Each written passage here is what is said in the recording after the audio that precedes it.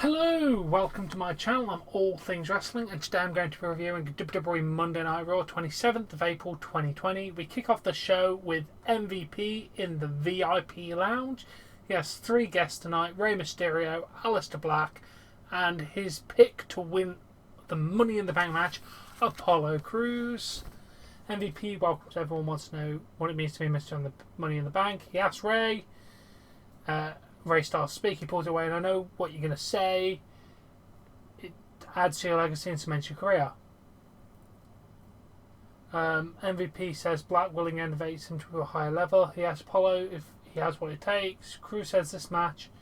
He's then interrupted by Andrade, Selena Vega, Angel Garza, and Austin Theory. We're like, we are the future. We are the people that should be in the Money in the Bank.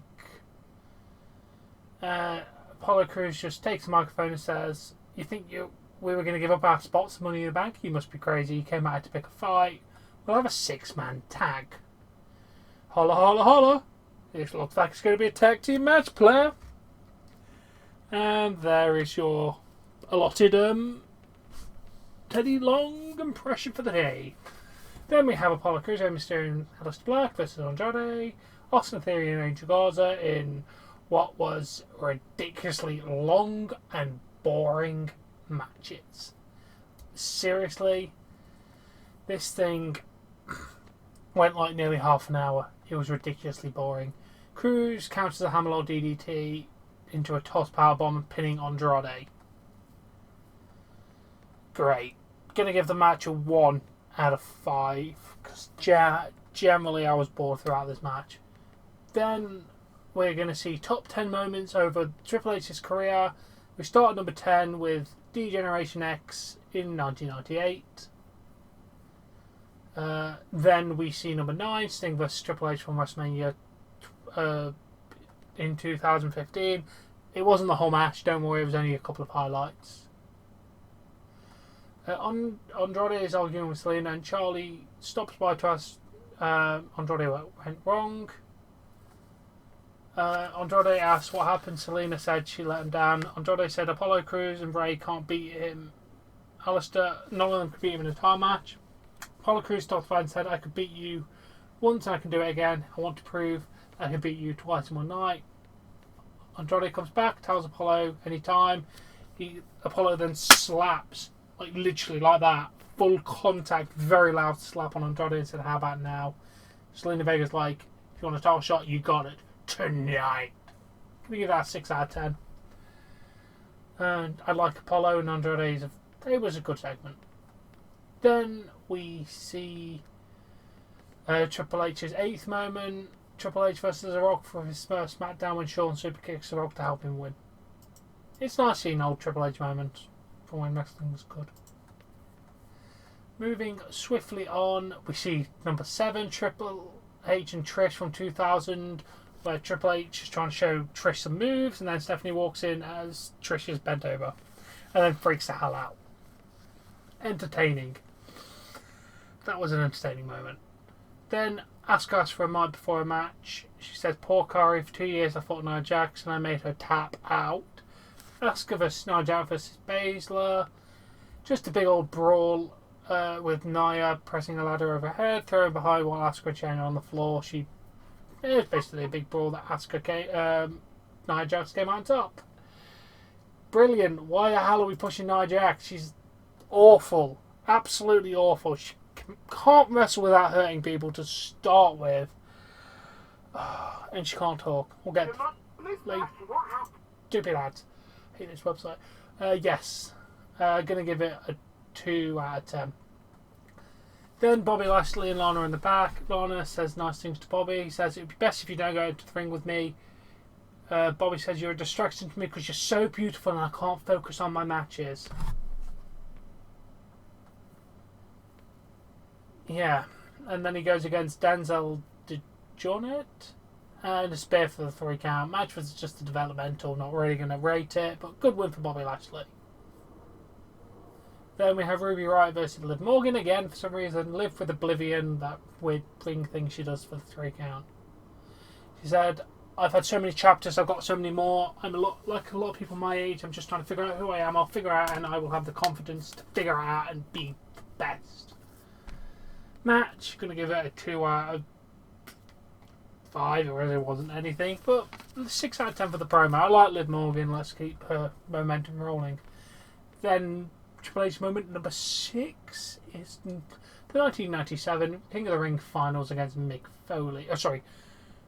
Mankind. Then we go to Nia Jax in the back with Charlie, and she's asked about her actions tonight. Nia says, "What can you do about my actions? Nothing! What can Asuka do about my actions? Nothing! What can Shayna do about my actions? Nothing! What can anyone do? Nothing!" It was awful. It was absolutely fucking awful. Absolutely goddamn awful. Gonna give it -1 out of 10. Absolute trash. Get Nia Jax off the fucking screen. She is worthless. Then Viking Raiders says, you won the NXT Tag Titles after we relinquished them. You won the Raw Tag Team Championships when we were injured. You've never beaten us.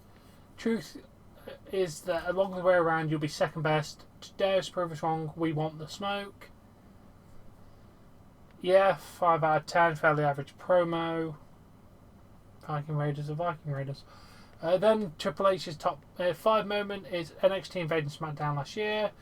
We then have Akira Tozawa versus the modern day Maharaja Jinder Mahal, which I believe is his return match. He gets a Colossus for the 3 count. Going to give the match a 2 out of 5. Again, it really wasn't anything, but good win for Jinder. Then Andrade and Selena are in the back. Charlie stops again and says, Selena tells Charlie that she never asked Andrade a direct question again. Next time you will ask her.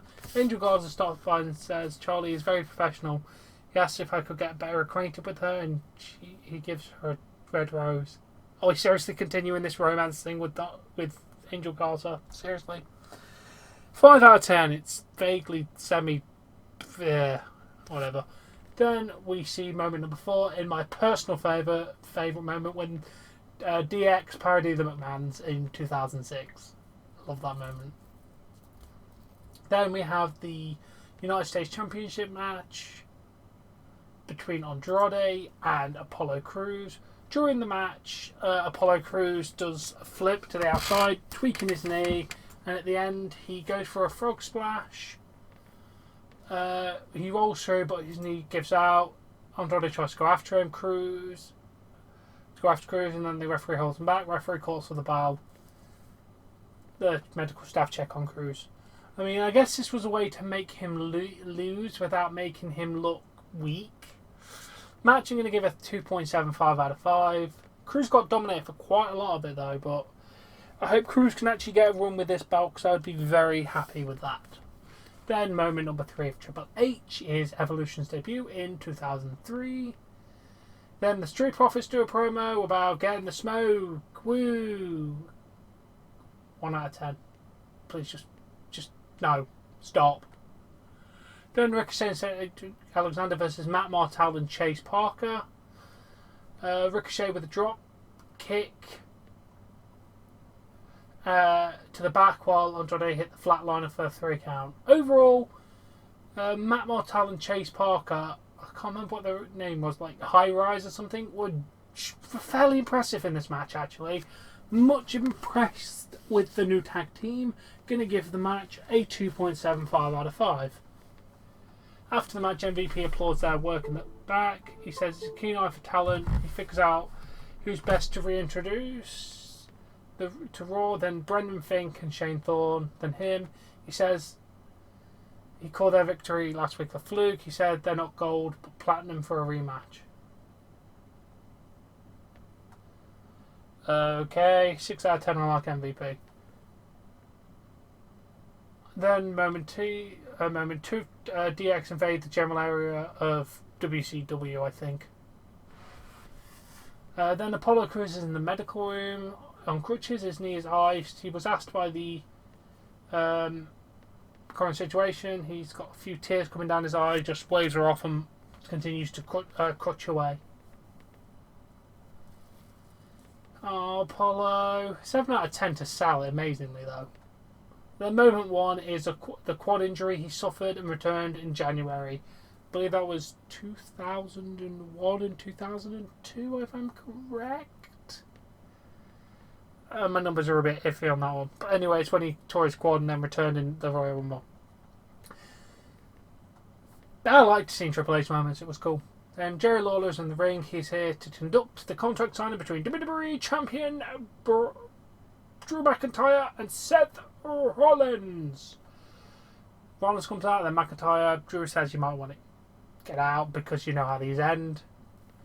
Drew signs the contract, then Seth just goes on a shitty, bloody rant about I'm here to carry the burden. It's not yours to carry. I'm a leader. I will lead people where they need to go. I am the Messiah and I will lead you too.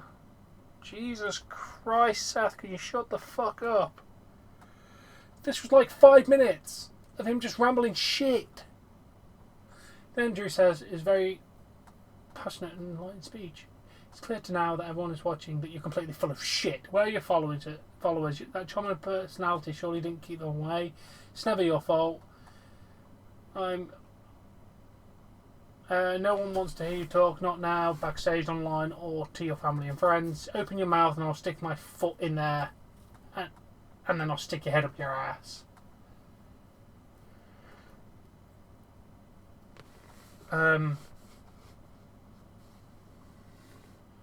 Yeah, Seth says Money in the Bank, the bigger picture will become clear. Seth signs contract. Drew have faith in. He slams his head onto the table, beats him up a little bit. Tries to go for a Claymore. Buddy Murphy comes down, beats Drew down a bit. Rollins pushes Murphy away, then he hugs him.